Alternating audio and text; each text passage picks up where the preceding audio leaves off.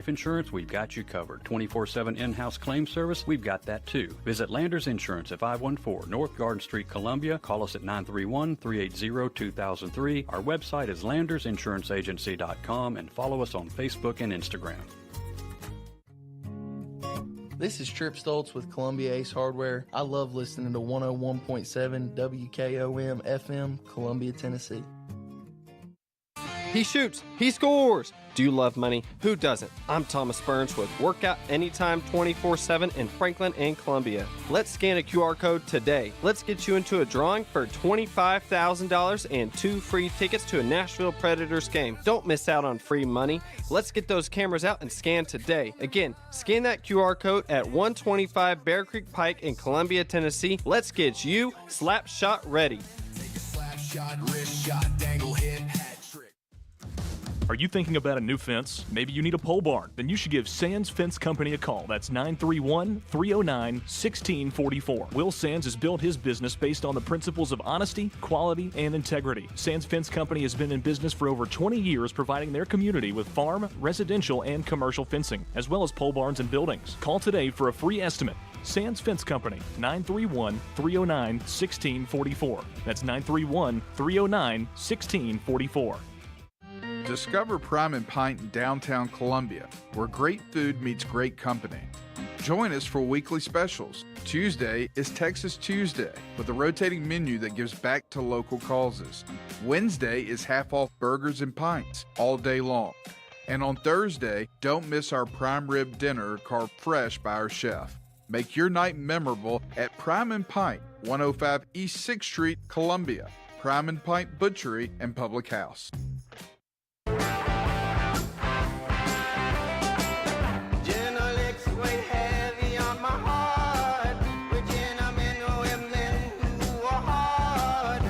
All right. Welcome back to the middle of it. Well, as we are near the end of it. Thank you all so much for being with us. I'm here with Drake Pugh. How are you, my guy? I'm good. Good to be here, Jeb. And we are joined by Drake's girlfriend, Michael Knox. Hello. Thank you for being with us. I do want to get back into the Magic thing, but I know you said you were born in Kentucky. Are you in any relation to General Knox? Like back in the, is that? I don't know, honestly. That's a question that's more for Drake because he's so interested in ancestry, not just his own family, but he knows more about my family than I do. We'd have to ask. I mean, her grandfather would probably know, and he's still around. He's the Henry Knox was the artillery commander under George Washington. What part so he was from Kentucky, Henry Knox? I don't believe he was from Kentucky. He was the major general in charge of artillery under George Washington. He was part of the Christmas Day crossing of the Delaware. So it sounds like you like history too.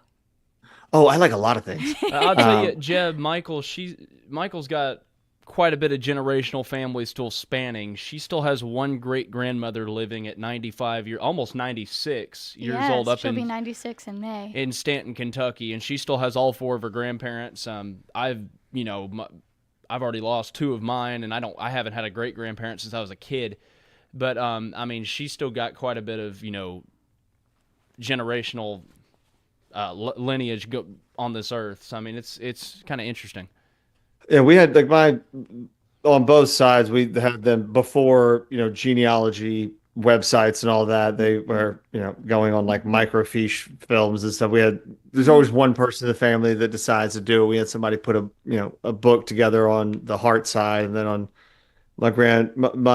both my mother's parents are still alive. My dad, the Hart side, they've both passed, but on my mom's side, they are both in their 90s, and I'm trying to convince them to start making stuff up about how they live so long because they both still look great. I want them to just start telling people like they eat a pine cone every day. There you go. Yeah. Just, I mean, because have some fun with it. Like exactly. And Jeb, have you interviewed your grandmother and grandfather? Have you gotten any recordings with them? I'm going to. I have some with. So when I was a kid, I had some with my Grenetti, so my dad's dad, Okay. who's since passed. I had to do a I had to do a class project Mm-hmm. where we had to go in and interview a family member and that, and they were in town, and I really did want to know kind of more about it, and I have it on a tape, and I'm I know we wouldn't have thrown it away, but I do not know where If it you ever is. find it, you need to air it on this show. That would be I would amazing. love to. I mean, because I really do want to find. I mean, I don't, in the amount of moves I've done, it's something that I know that I label because I had to do it for a class project, and it had to be labeled with my name and like I remember the rules of it. So like I wouldn't have seen it and been like, I don't want that. So like it is somewhere, and there's been moves that happen. But yes, I would love to find that because it was kind of telling his story of his service in the Marine Corps and Oh wow, uh, that's amazing. his things like that. I do have a few of them and I know tomorrow we don't normally do the show, and we're still kind of figuring out the structure of it. But I've been doing history lessons with my son that I've been recording, Yeah. and I'm asking him what he wants to talk about. And the one we did the other day, and honestly, it ended up running way too long. And it would not be that it's about Eugene Bullard, and I have that recorded. So I'll send that to you because that might Yeah. be good, kind of evergreen stuff because it's not gonna change much. But he's asked some Well, questions, but Jeb, my biggest regret is not recording an interview with my granddad, my mom's dad. Well, and my grandmother as well. I wish I had interviewed her as well. But my granddad, I actually was going to interview him for a school project when I was a sophomore in high school, and I ended up not doing it. And he died later that year. And I was just like, if I could go back and change anything, it would be that right there because the only recording I have of him, I have a cassette tape of him preaching from 1997. That was before I was born, but I don't have any recording of him talking about his life, him growing up, and I heard him talk about his childhood and stuff, but there's a lot more I wish I had asked and wish I knew. I mean, when you start to forget someone's voice, like that passes with time, It does. and it's hard and it's weird, I guess, for us because it'll be different. Because I probably have more pictures of my two sons in the first month of their life than I had taken of me in 18 years. Because I mean, if you think about it, there's like 30 pictures on a roll of film that you had to go to like a wolf camera, Yep. which completely unimportant, but an absolutely top shelf smell of if you've ever been to a wolf camera, it was always cold in there and like that weird chemical smell. Like talking about forgetting voices, I can still smell the smell as we're talking about it Oh right yeah. now. It is the most elite smell of all time. If I can have my house smell like that. No, Jeb, I get that completely. I was thinking the other day, there's one smell I'll never forget, and it was the smell of my great grandmother's house. She passed away in October of 2008. So I mean, I had just turned 7 when she died, and her house reeked of mothballs, reeked of them. And I mean, the last time I went in that, the last time I went, You have a lot of fur? no, I don't know what it was. She had lived there for almost 50 years. I mean, my grandpa grew up there, but and my great granddad passed away about 12 years before I was born. So she had been a widow for almost 20 years when she died. So the last time I went in that house was in 2016. My grandpa and my great aunt kept it and rented it out for a while, and by then it didn't smell like mothballs anymore because there had been several tenants that lived there. But like, up until we had the estate sale, like it always reeked of that. And whenever I smell that smell now, I mean that distinct smell, I'm like, oh my gosh, it takes me back. Well, smell is more tied to memory than any other thing is, but oftentimes you can't quite place it. Yeah. And it's one of those like it sparks something in your head and you're like, whoa, whoa, whoa, whoa, whoa, whoa, whoa. I know that. It's like it's deja vu Mm-hmm. that's continuing to happen. And you're like, no, there's and sometimes you can define the smell but not quite remember the memory, but you know that you know it. Yeah. Like there's something to me with like those snow cap mint things you get at movie theaters. Yeah. I have no idea why that smell does it takes me back to a kid for some reason, and I cannot place it. Not that that's overly important, but just like when your mind has things that when it fills places in, like it holds placeholders, and sometimes it seeks the information. And I do really want to do that with y'all in a minute because it's something that it's one of the most fascinating mind experiments I've ever heard, and I can actually do it on the radio, and everybody else can participate. Because it's when your mind knows what to look for, it can find it. If it is just completely baffled, it doesn't know where it is. And so there's this experiment they did where they play a sound. And it just kind of sounds like bleeps and boops and Yep. whatever. And then they play a follow up that is a British lady talking. And then they play the bleeps and boops, and you can understand what they're saying because it is a version of what was said before, because your mind was looking for exactly that. Wow, that's amazing. Yeah. Because like, people's brains are crazy, and it's one of the things that I think when we talk about the political show before in this show, I want to try to have it be a bit more strung out and honest. And I think part of having those debates is recognizing not just how people think differently, genuinely people think completely differently in their own brains. They process the world differently. And like there are people who exist in this world who do not have an internal monologue. It's between 30 to 40% of the world do not hear their own voice in their head if they want to. There's like 3 to 5% that do not have like the ability to have cognitive recall. I forget something dysplasia. I forget the name of it, but like they cannot see images in their own head. They don't see pictures. They don't see any of that. Like there was a TED talk a while ago, and a guy was trying to explain it in the way that people interact in the world. In that he was like, I have a 5-year-old daughter. If I close my eyes, I cannot see her face. Oh, wow. Wow. But that's just, it's not weird to me because that's how I process the world. Like I've never been able to do that. I can't do that at all. And so there are people, we're having conversations with people, yelling at people, being mad at people who look at the world in a way that genuinely we couldn't even possibly understand.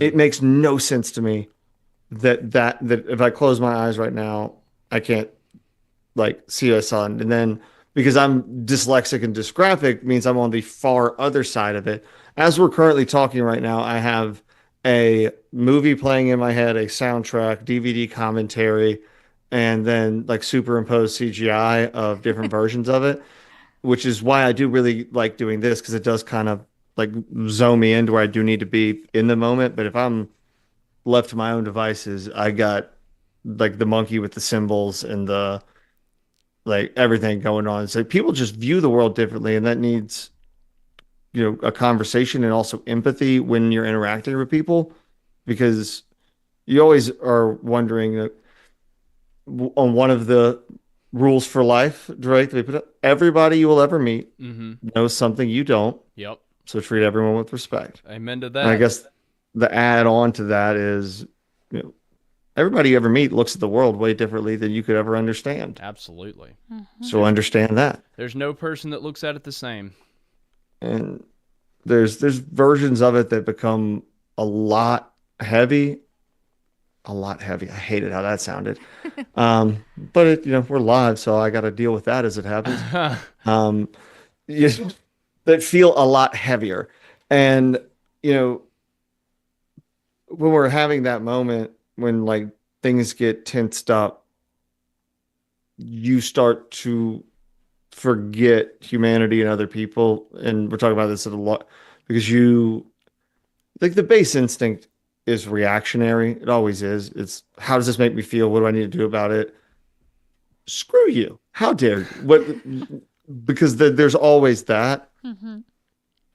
And I know we're getting to the end. Now we're getting to bookend this thing accidentally because the boring questions, the boring things that aren't reactionary are the real things. Because if I would have asked, what is it that's making you like feel this way about this right now? Like, honestly, like I'm here to listen. I'm here to talk about it. I want, like, I disagree, but I really, really do want to know why I want to at least want to see where you're coming from. We could disagree at the end, but at least we can understand. Like, what is it that I'm missing? What is it that I don't think that I'm saying? But if we walk into things with, I'm 100% right, they're 100% wrong, and then we're trying, like, nobody wins an argument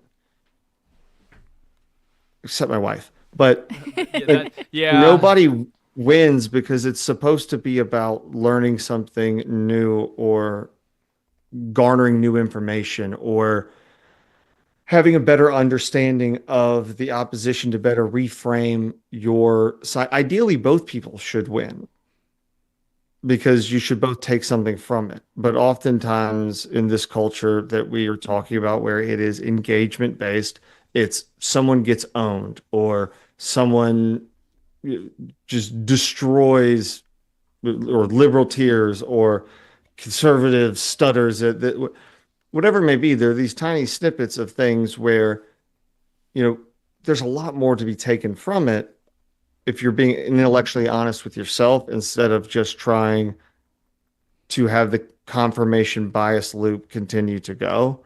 And I think that if it because nobody there are people who want to argue. I'll grant you that.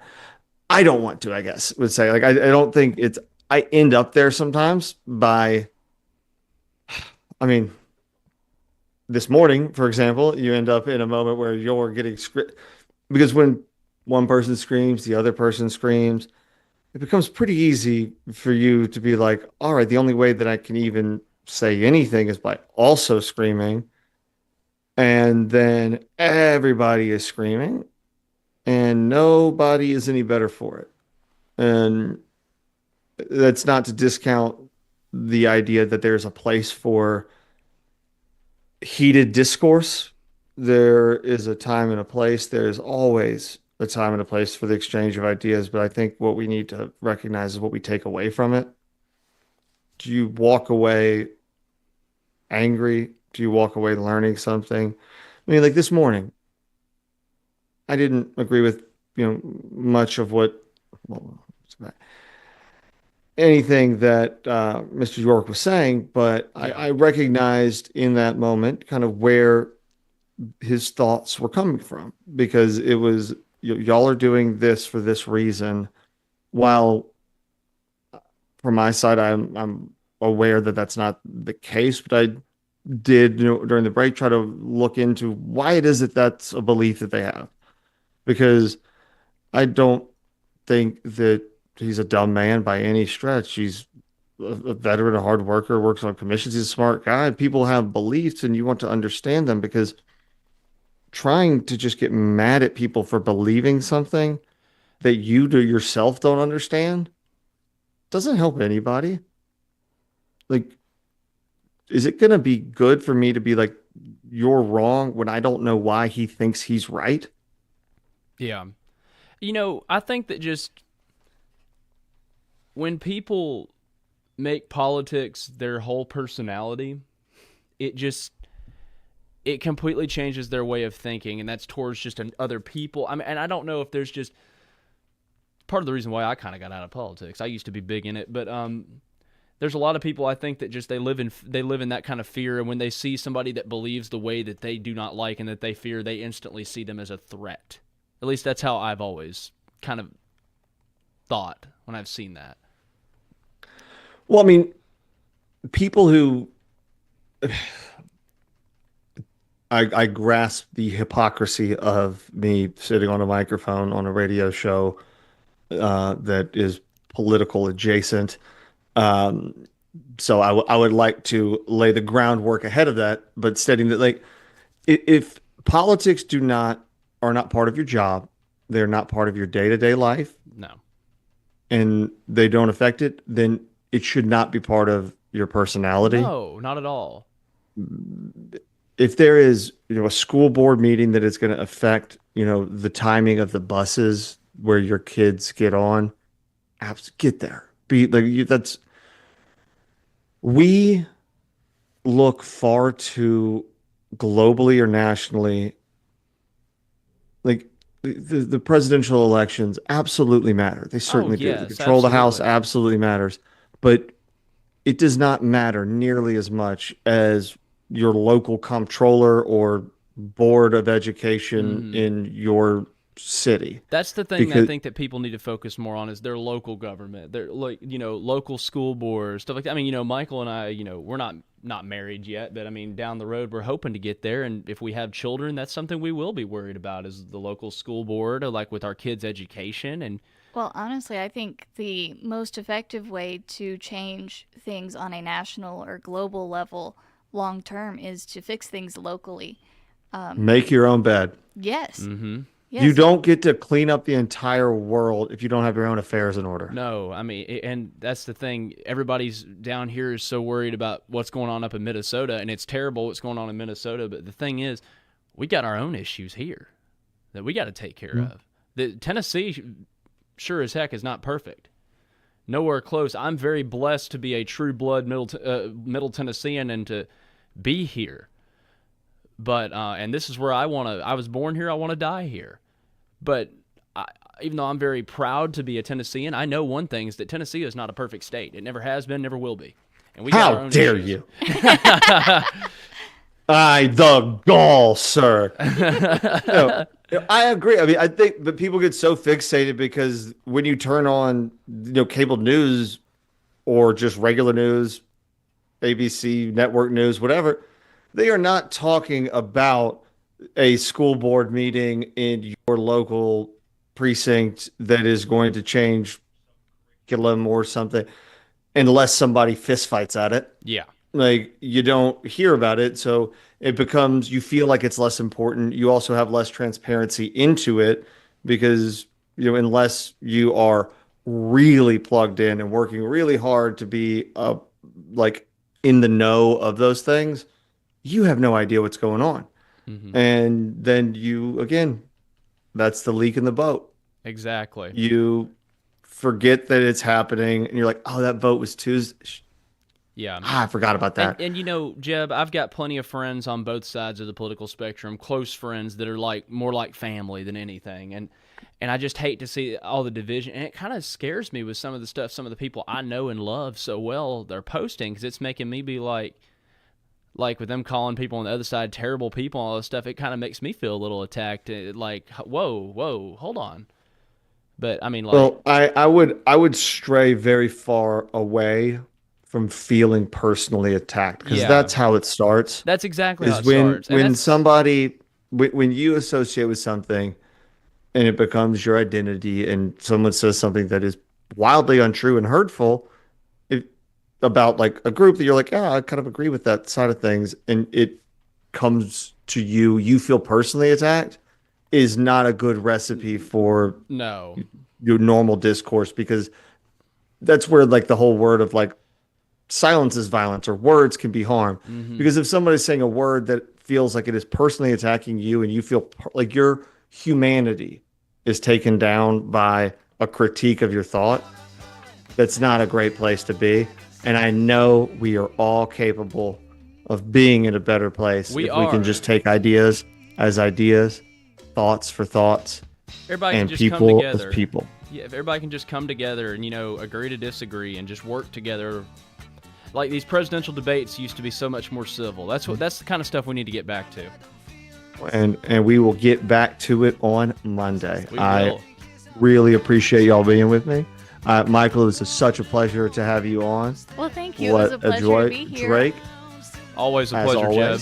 Always a pleasure. Y'all have a great weekend. Stay warm, stay unfrozen, or help fix some pipes. I hope everything's going all right. I can't speak to that, but have a great weekend. Have a good one, Jeb. Bye, y'all.